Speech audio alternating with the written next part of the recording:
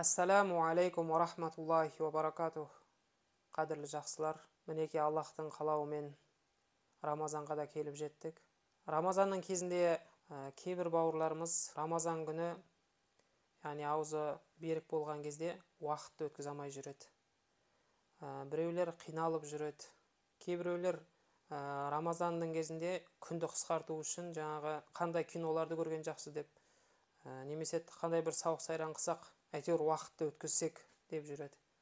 Осының бәрі неге байланысты? Шариғатымызда ықылас деген нәрсе бар. Біздің әрекетіміз, амалымыз осы ықыласқа тікелей байланысты. Аллах тағала Құран кәрімнің Нахл сүресінің 66 аятында: малдарда сендер үшін ғибрат бар.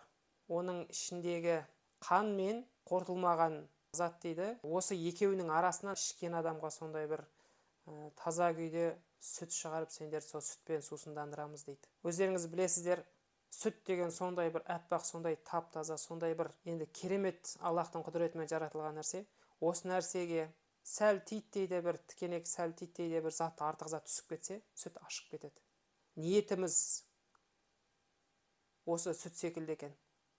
Егер біз оны ешқандай зат бетіне түсірмей сақтап ұстасақ, ол бізге пайда береді. Ал егер біз оның бетіне жаңағы сүтке түсіп кеткен артық зат секілді болса, онда сүт ашып кеткені сияқты біздің амалымызда сауабы да азайып, жүзеге асыру барысы да қиындап кетеді екен. Ораза кезінде ниетті әрдайым ықыласпен күшейтіп тұру керек екен.